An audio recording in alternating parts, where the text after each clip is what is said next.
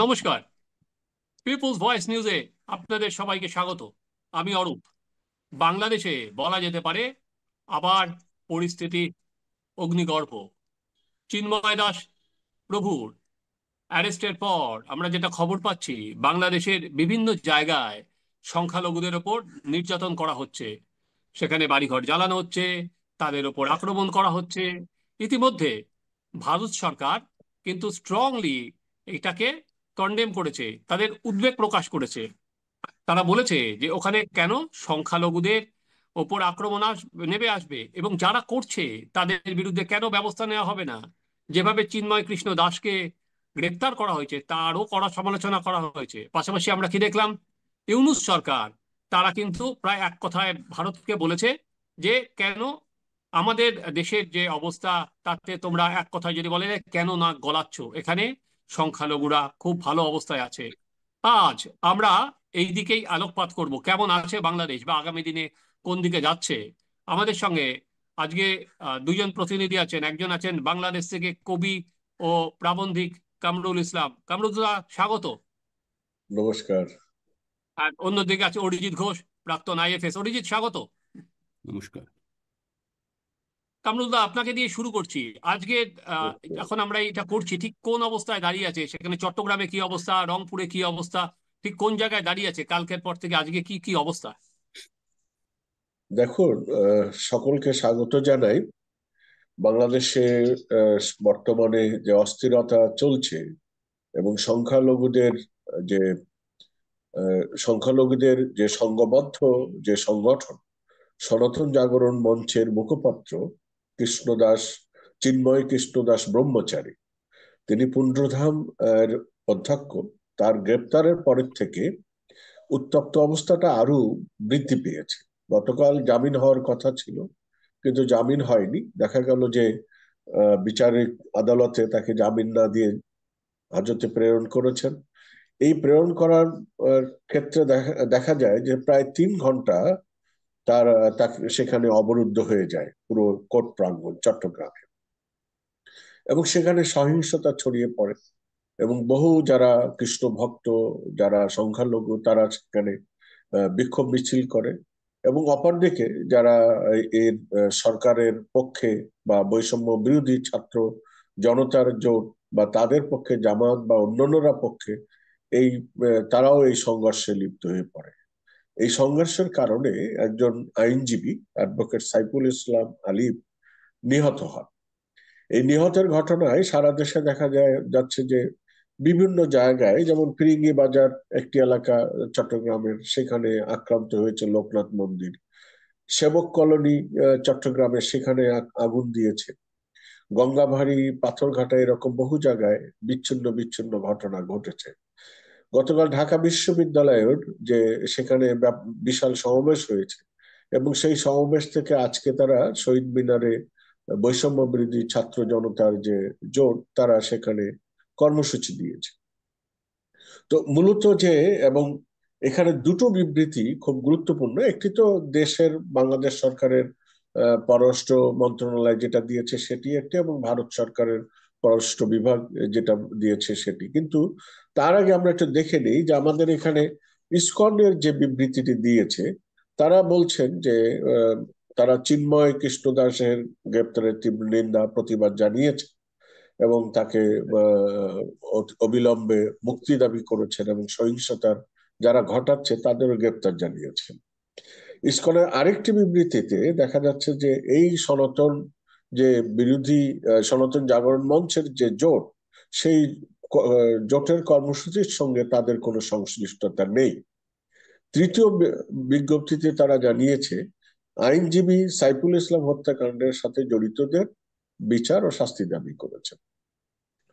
মূল এই বিবৃতিটা কেন ইসকনের? আজকে সমস্ত সনাতন জাগরণ মঞ্চের এই আন্দোলনকে কেন্দ্র করে গতকাল ঢাকা বিশ্ববিদ্যালয়ে যে প্রবণতা, সেই প্রবণতাটা হচ্ছে যে ইসকনকে বন্ধ করতে হবে।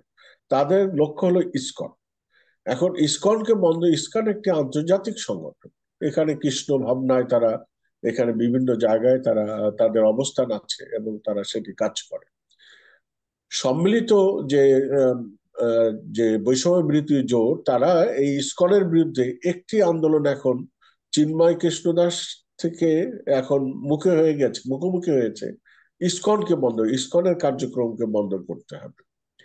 এর মূল কারণ হচ্ছে যে আমরা যদি ফিরে দেখি যে বাংলাদেশের যে একটি বাংলাদেশ ও ভারতের সাথে যে একটি সৌহার্দ্যপূর্ণ সম্পর্ক দীর্ঘদিন ধরে চলে আসছিল এবং সেই সম্পর্কের একটি উন্নতি স্তরেও পৌঁছে গিয়েছিল।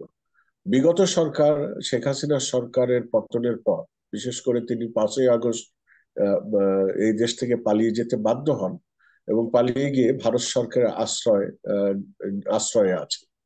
এর ফলে যারা আন্দোলন করেছে তাদের একটি, ভারত সরকারের বিরুদ্ধে যারা আশ্রয় দিয়েছে তাদের বিরুদ্ধে তাদের একটি ক্ষোভ এখানে উপর্যুপরি লক্ষ্য করা যাচ্ছে। আরেকটি বিষয় হলো যে শেখ হাসিনার এই চলে যাবার পর এখানে বাংলাদেশ আওয়ামী লীগ সহ যারা সরকারে ছিলেন এবং আওয়ামী লীগের যে তৃণমূল পর্যন্ত যারা নেতৃত্বে ছিলেন, তারা আসলে বাড়ি ঘর ধরে নেই।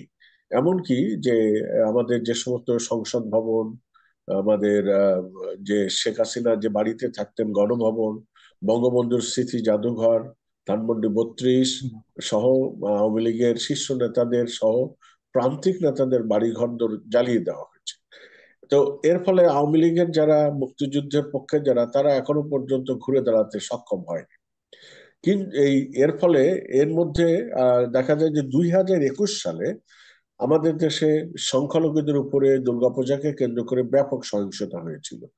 তখন থেকে 2021 সালে আওয়ামী লীগ সরকার ক্ষমতায় ছিলেন।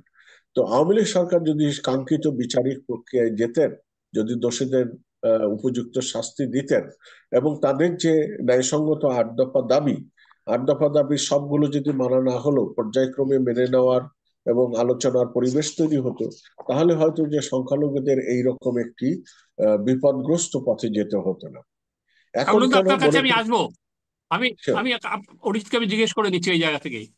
অরিজিৎ, কামরুল দা যেটা বলছেন যে সংখ্যালঘুদের ওপর আগেও যেটা হয়েছিল সেটা যদি আর কি নির্যাতন হতো, সেটা যদি ব্যবস্থা নেওয়া হতো তাহলে হয়তো এই জায়গায় আসতো না। কামরুল দা সেই কথাটাই বোঝাতে চাইছেন। আমাদের এখন বাংলাদেশে প্রায় কমতে কমতে একসময় যেখানে 30% ছিল, এখন সেখানে সংখ্যালঘু এসে দাঁড়িয়েছে 8 to 9% এসে দাঁড়িয়েছে।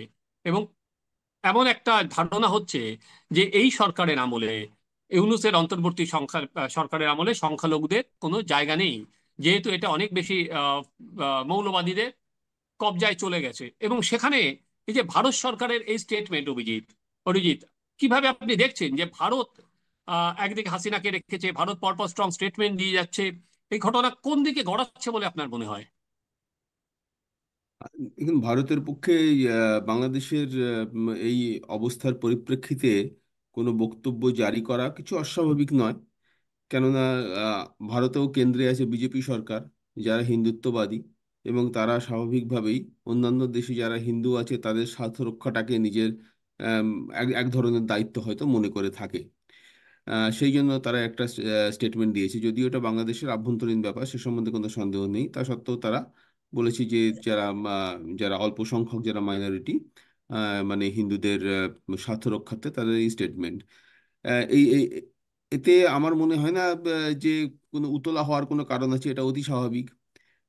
যদি যখন আমাদের ভারতে যখন যারা সংখ্যালঘু আছে, বিশেষত সুন্নি মুসলিম সম্প্রদায়ের প্রতি যদি কোনো হয়, হামলা টামলা হয়, তখন কিন্তু আমরা আকছারি পাকিস্তান থেকে এরকম স্টেটমেন্ট শুনতে পাই, এবং তখন ভারতও বলে এটা ভারতের আভ্যন্তরীণ ব্যাপার, পাকিস্তানের বলার কোনো যৌক্তিকতা নেই। এটা অনেকটাই একই রকম ব্যাপার হচ্ছে আর কি। ভারত সরকার মনে করে যে হিন্দুদের স্বার্থ রক্ষার ব্যাপারে তার একটা ভূমিকা রয়েছে, তাই সে একটা স্টেটমেন্ট দিয়েছে। বাংলাদেশও মনে করে যে এটা তাদের আভ্যন্তরীণ ব্যাপার, এর মধ্যে ভারতের কোনো স্বার্থ নেই, সেই জন্য বাংলাদেশও সেরকম একটা স্টেটমেন্ট দিয়েছে। এই স্টেটমেন্ট চালাচালি দিয়ে কিছু হবে না, কিছু কাজ হবে না, কখনোই না, হয়নি। আমার সেটা না, আমার কথা হচ্ছে এতদিন ধরে সংখ্যালঘুদের ওপর নির্যাতন, বাড়িঘর লুটপাট, বলাৎকার, সেরকম অভিযোগ তো আসছিলই। কিন্তু হ্যাঁ, এবার এবং যেটা এলো যে একজন সন্ন্যাসীকে গ্রেপ্তার করা, এবং যে এরকম নয় যে কোনো হিংসায় দিয়েছিল, তারা তো শান্তির বাণী ছড়িয়ে বেড়াচ্ছে। এবং বাংলাদেশে বিভিন্ন রিলিফে, সেটা কামরুল্লাহকে পরে জিজ্ঞেস করবো, ইসকনের কিন্তু একটা বিশাল রোল আছে। বিভিন্ন জায়গায় ইসকন ঝাঁপিয়ে পড়ে। দেখুন, ইসকনকে নিষিদ্ধ করার যে ব্যাপারটা, সেইটা কিন্তু সেটা একদিকে, আর এই চিন্ময় কৃষ্ণ দাসকে গ্রেপ্তার করার ব্যাপারটা অন্যদিকে। চিন্ময় কৃষ্ণ দাসকে গ্রেপ্তার করা হয়েছে জাতীয় পতাকা অবমাননার দায়ে। হ্যাঁ, সেটা একটা হুম। Specific case. হ্যাঁ, সেটা অন্য ব্যাপার। এখন সেটাকে নিয়ে জল ঘোলা হতে এখন ব্যাপারটা এইখানে দাঁড়িয়েছে, যেখানে বাংলাদেশের একটা অংশ চাইছে ইসকনকে নিষিদ্ধ করার। এখন ইসকন একটা আন্তর্জাতিক একটা সংগঠন, এবং তারা অনেক জনসেবামূলক কাজেও জড়িত থাকে। সুতরাং তাদের নিষিদ্ধ করার ব্যাপারটা কিন্তু আদালতের কেস নয়। তাদের নিষিদ্ধ করার ব্যাপারটা একটা মানে একটা একটা একটা রাজনৈতিক ব্যাপার। সুতরাং ওই দুটো ব্যাপারটাকে আলাদা করে দেখা উচিত। বাংলাদেশ সরকার এখন ইসকনকে নিষিদ্ধ করার ব্যাপারে কিছু বলেনি। কিছু লোক তার দাবি তুলেছে। হ্যাঁ, তারা সরকারের মধ্যে আছে না সরকারের বাইরে আছে, না তারা সরকারের প্রতি সহানুভূতি সম্পন্ন মাত্র, সেটা একটা মানে সেটা খতিয়ে দেখতে হবে আর কি।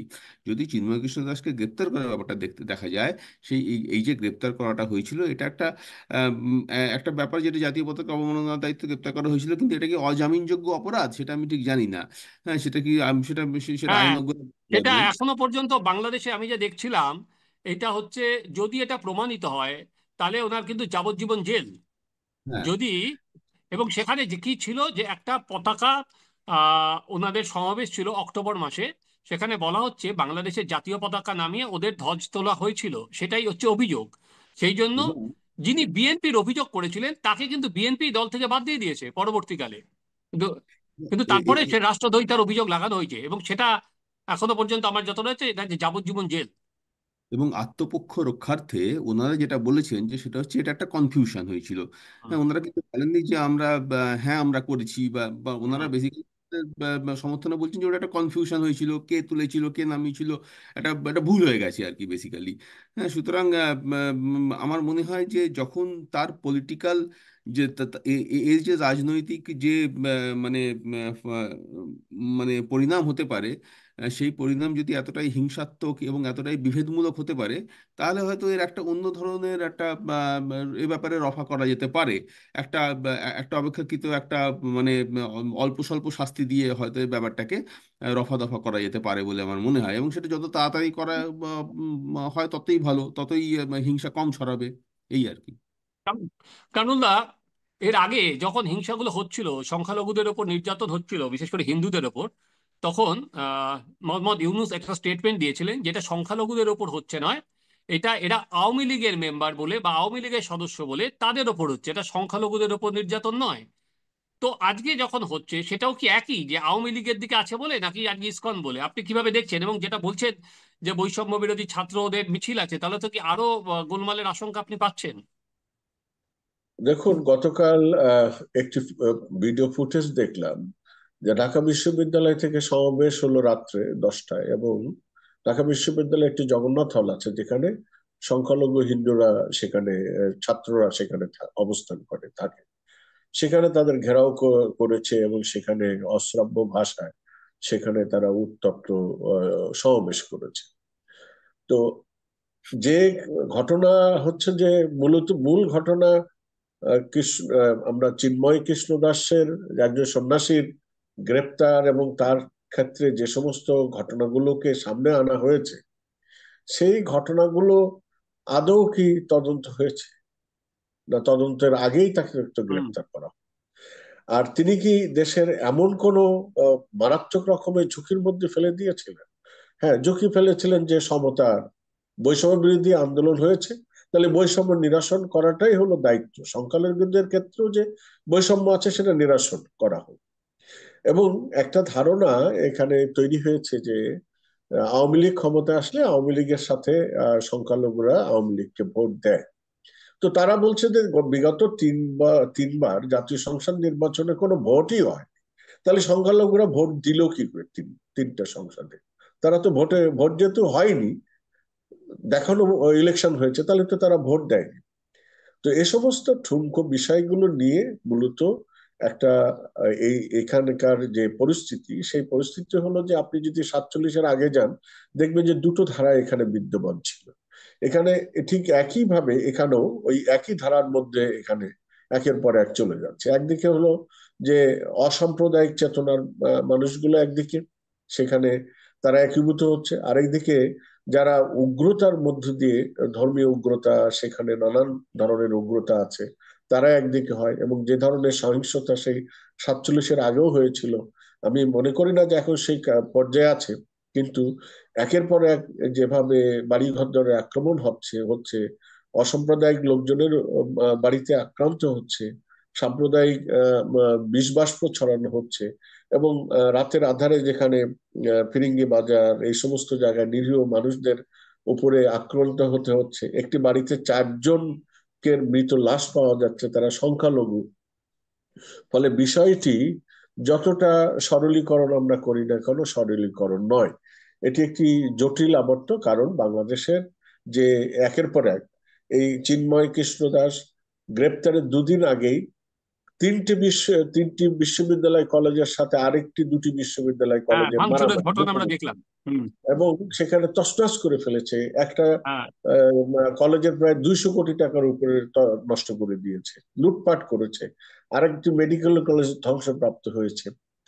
আবার এদিকে ঢাকা কলেজের সাথে রাত্রে আগুন লেগেছে। ফলে এই যে চতুর্মুখী যে প্রবণতা, সেই প্রবণতাগুলোকে একমুখী তৈরি করা, কারণ এই সরকার যেহেতু জামাত এবং অন্যান্য তারা এই সরকারের সাথে আছে, তারা এই সরকারের মূল জায়গার ভিত্তিটা তৈরি করতে চায়। যদি এই কথাটা বলি যে একটা দ্বিখণ্ডিত চিত্র এখানে তুলে ধরতে চায়। এই দ্বিখণ্ডিত চিত্র তুলে ধরে এখানে যেমন আমরা দেখেছি যে যখন তারা ক্ষমতায় এলো, সাথে সাথে প্রেস ক্লাবের প্রায় বহু সাংবাদিকের প্রেস ক্লাবের সদস্যপদ বাতিল করা হলো, হুম। উইদাউট তাদের তদন্ত ছাড়াই তাদের উপরে দোষারোপ করে বাতিল করে দেওয়া হলো। তারপরে গত পরশুদিনও দেখলাম যে আরো 4-5 জনকে বাতিল করা হয়েছে। তো সাংবাদিকদের, আবার এদিকে প্রথম আলো এবং ডেইলি স্টার তারা এই বৈষম্য বিরোধী হুম। আন্দোলনের একেবারে সমর্থন করেছিল প্রায়। তাই এখন তাদের বিরুদ্ধেও দেখা দেখা যাচ্ছে যে আবার এই এক পক্ষ গিয়ে সারা রাত সেখানে আন্দোলন করছে। ফলে এই আন্দোলনের মূল লক্ষ্য হলো যে একটি অংশের যে ভারত বিরোধী সেন্টিমেন্ট তৈরি করা, অর্থাৎ ভারত বাংলাদেশকে বোধহয় গ্রাস করছে, এই ধরনের একটা সেন্টিমেন্ট তকমা জুড়ে দিয়ে সাধারণ সেন্টিমেন্টকে ভারত বিরোধী করা। অপরদিকে আরেকটি যারা উগ্রবাদী এর আগে যারা ছিল, তারা বোঝাচ্ছে যে 71 71 সালের আগে, 71 সাল পর্যন্ত ছিল যেটা আমাদের যে স্বায়ত্ত শাসনের আন্দোলন, ওইটা ঠিক ছিল, ফলে পাকিস্তান আমাদের পাশে দাঁড়িয়েছে। এই দুইটির প্রবণতা এখানকার একটা একটা বলা যায় যে রাজনৈতিক দূরদর্শিতার অভাবের কারণে বহুমুখী প্রবণতার মধ্যে দুটি প্রবণতা এখন সামনে এসছে। এই সামনে আসার ফলে এর বাইরে যখন সংখ্যালঘুরা তারা যখন ঐক্যবদ্ধ, তারা যখন তাদের অধিকারে সচেতন হয়েছে যে তারা এই মাটি ছেড়ে যাবে কোথায়, তখনই কিন্তু তাদের উপরে তাদের প্রধানকে গ্রেপ্তার করার মধ্য দিয়ে একটি বার্তা এই সরকার পৌঁছে দিল যে এখানে এই ধরনের কোনো আন্দোলন করা যাবে না। তো এখন এই সমস্ত কিছুই যখন আন্দোলন হয়, সমস্ত কিছুই আওয়ামী লীগ এবং আওয়ামী লীগের দোসরদের উপর চাপিয়ে দেওয়া। আওয়ামী লীগের সময়ও ঠিক যারা আন্দোলনমুখী ছিল, এই সংখ্যালঘু সম্প্রদায়রা বিচ্ছিন্নভাবে আন্দোলন করেছিল, তখনও তাদেরকে আমরা আওয়ামী লীগ থেকে দোষারোপ করা হয়েছিল যে এদের ইন্ধন অন্যান্য দলগুলো দিচ্ছে। আবার বামপন্থীরা যখন আওয়ামী লীগের বিরুদ্ধে যখন আন্দোলন করেছিল, তখনও তাদের তকমাটা ছিল যে ওরা ভারত থেকে ইন্ধন পাচ্ছে। ফলে আওয়ামী লীগও ঠিক সেই সময় যথাযথ দায়িত্বটা পালন করেনি। তো এর এর ফলে যে বিভক্তিটা হয়েছে, এই বিভক্তির রেশ এখন জনগণের মধ্যে একটা মুখোমুখি ছড়িয়ে গেছে। সংঘর্ষে। অরিজিৎ, সময় কমে আসছে, সেটা হচ্ছে আমরা আগে দেখেছিলাম যখন সংখ্যালঘুদের উপর নির্যাতন হয়েছিল, তখন ডোনাল্ড ট্রাম্প দেওয়ালিতে একটা স্টেটমেন্ট দিয়েছিলেন, এবং তারপরে এখন ওখানকার গোয়েন্দা প্রধান একজন হিন্দু, তুলসী গেবার্ড। কি মনে হচ্ছে, বাইডেন তো কিছুই এখনো পর্যন্ত চুপচাপ, তার কোনো রকম প্রতিক্রিয়া আমি লক্ষ্য করিনি। এটা কি পরবর্তীকালে যে আন্তর্জাতিক যে এখন যে সমীকরণ, সেখানে কি বাংলাদেশের উপর অনেক বেশি চাপ আসবে? দেশ ইসকন একটা আন্তর্জাতিক সংস্থা, তার উপরে এরকম হিন্দুদের উপর আক্রমণ হচ্ছে, ভারত আজকে এরকম প্রতিবাদ করেছে, কি মনে হচ্ছে সেটা? সেটার একটা সম্ভাবনা আছে, আন্তর্জাতিক স্তরে একটা চাপ তৈরি হওয়ার সম্ভাবনা আছে। কালকেই বোধহয় ইংল্যান্ডে, গ্রেট ব্রিটেনে ওরা একটা স্টেটমেন্ট দিয়েছে আমি ডিটেলে স্টেটমেন্টটা পড়িনি, কিন্তু সেটাও বেশ মানে বাংলাদেশের সরকারের এই যে